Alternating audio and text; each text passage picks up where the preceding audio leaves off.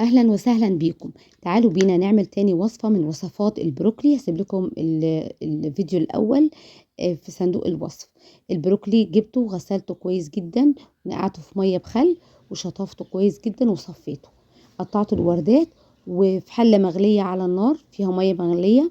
نزلت بالبروكلي ياخد كده بصوا سلقة خفيفة قوي، يعني ممكن ما يتعداش الدقيقة كمان.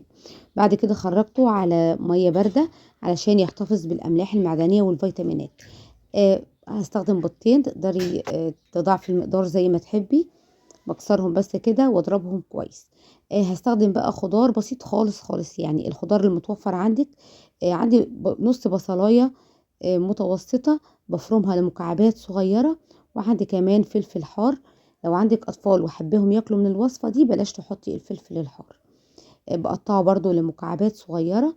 وهستخدم نص قرن فلفل من الفلفل الأخضر، ممكن تستخدمي حباية كاملة. بقطعها برضو لمكعبات كده. وهستخدم فص توم واحد، فص توم كبير كده مفرومه ناعم جدا.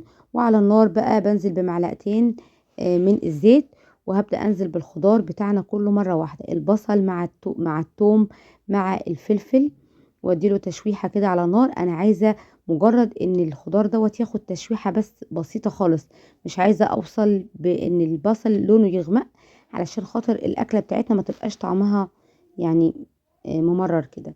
هنزل برشة ملح ورشة فلفل اسود خفيف كده، حاجة خفيفة. هقلبهم على النار.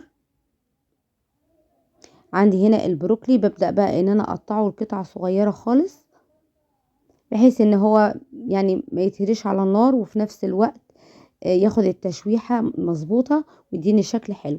ضربت البيض كويس وهبدأ انزل بقى بالبروكلي كده، نقلبه.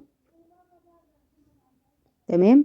عندك بقى اي كولد كاتس، عندك لانشون، عندك بسطرمة، عندك لحمة، بواقي فراخ، بصوا اي حاجة اديها تشويحة كده على نار. هي شريحة واحدة بس من اللانشون، رومي مدخن، يعني اي حاجة. لو ما فيش تقدري برضو تستغني عن الخطوة دي. بنزل بقى كده بالبيض بوزعه على الطاسة، واي رشة جبنة برضو موجودة عندك. انا حطيت موتزاريلا، وزعتها كده على النار وغطيت الطاسة. وممكن تحطيها تحت الشواية، مش هتكمل نص دقيقة لحد ما الجبنة تسيح. بس ده شكل البيض بتاعنا بالبروكلي. طعمه جميل جدا، لذيذ قوي قوي. بيعجب الولاد طبعا، وقيمة غذائية زي الفل. لو عجبكم الفيديو ما تنسوش